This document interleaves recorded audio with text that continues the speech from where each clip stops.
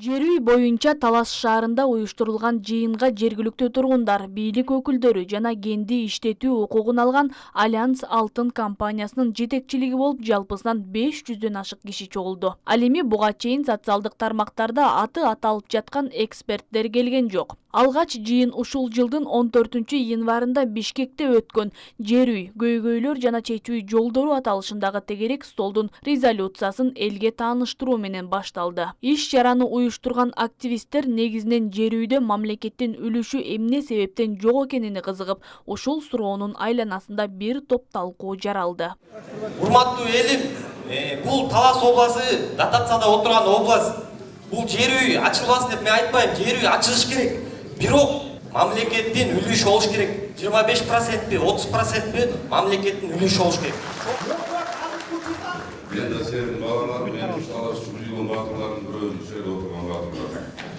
Анан азыр могу жерге келгенде кыйкырып, кызычуу чыгарбай, шашпай, тынч, жакшынакай, эгерде түшүнүксүз маселелер болсо угуп ошону бар. Айбек мырза чыгып сүйлөйбү, бияктан жана жер үй алтын компаниясы сүйлөйбү, ушуларды тынч, угуп, доконца угуп тургандан кийин биз бир чечим кабылыбыбыз керек.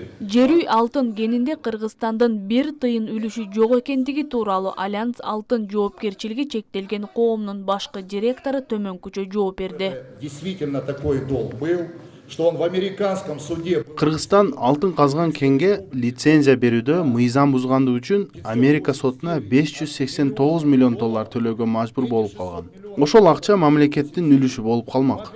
Ошол акча жер үйдөгү силердин акчаңар болмок.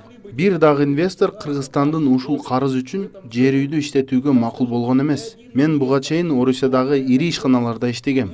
Мен бул жерге жетекчи болуп келгенде, алар биздин акционерлерди түшүнбөй калышкан. Акционерлер лицензия үчүн $100 миллион каражат берип, экинчиден $589 миллион карызды жөнгө салганы алардын акылына сыйган эмес. Карызды жөнгө салуу боюнча өкмөттүк макулдашуу бар. Жыйындын алкагында дагы бир орчундуу маселе катары жер үйдүн жаратылышка тийгизген таасири айтылды. Ал боюнча экологдор төмөнкүлөрдү билдирди. Бүгүнкү күндө 60 долбоордун толугу менен экологиялык нормага, талаптарга жооп берет. Биздин да башчы экмес. Эртең Байке, сизге суроо, бир суроо берип коюңчу. Атайын чыгана берип койбойм мен. Кой. Азыр жер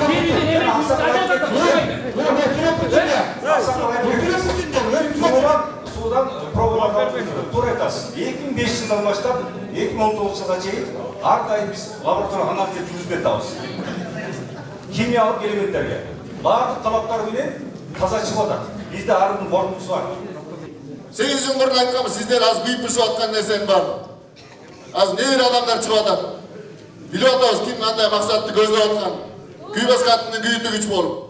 Ал арада иш чараны уюштурган жарандык активисттер жеке кызыкчылык үчүн ушундай кадамдарга барып жатат деген айыптар да болду. Аларды жергиликтүү тургундар ынтымакка чакырып жатты. Айтыла турган сөздү айтыш керек. Жолго түшүп калган нерсе келип ишке тоскоолдук кылган бул өзүн жарабайт.